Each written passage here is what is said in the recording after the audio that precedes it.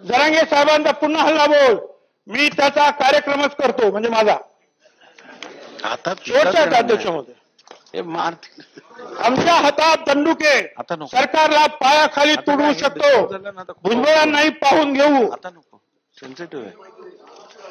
अध्यक्ष महोदय, एकदा आरक्षण मिळू द्या, भुजबळाचा कार्यक्रमच करतो.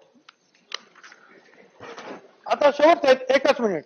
अध्यक्ष महोदय, 24 डिसेंबरला फिरता येते तुमच्या काय म्हणता समाज माध्यमावर.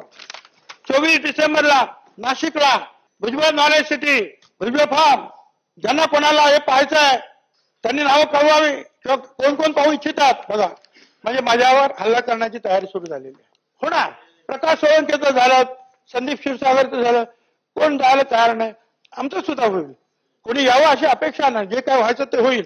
पण अध्यक्ष महोदय, त्याच्या पुढे अध्यक्ष महोदय, कालपासून मी सकाळी उठलो आणि पाहिलं, अरे पोलीस का वाढवता रे, कशात काय झाली, गडबड काय झाली. साहित्यावरून इनपुट आलेलं आहे की भुजबळाला गोळी मारली जाईल. पोलिसांचा रिपोर्ट, पोलीस मारा, हरकत नाही, मला तयार आहे अध्यक्ष महोदय. परंतु अध्यक्ष महोदय, मला म्हणायचं हेच की हे जे आपलं चाललेलं आहे, मराठा आरक्षणाला माझा विरोध नाही, त्यांना वेगळं आरक्षण द्या, ही शून्यशाही थांबवा.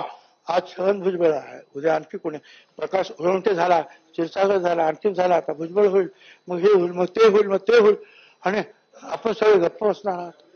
काही त्याच्यावर बोलणार नाही, कोणी त्याचा धिक्कार करणार नाही, कोणी त्याचा निषेध करणार नाही, कोणी त्यांना बघायला जाणार नाही, ज्यांची घरं जळतील त्यांना. अध्यक्ष महोदय, काय करणार आपण महाराष्ट्र, आपण खऱ्या अर्थानं या महाराष्ट्रामध्ये हे आपण सगळं पाहणार आहोत का, कोणी याच्यावर धन्यवाद. नाही का? हाच या महाराष्ट्रासमोर आज माझा प्रश्न आहे. धन्यवाद.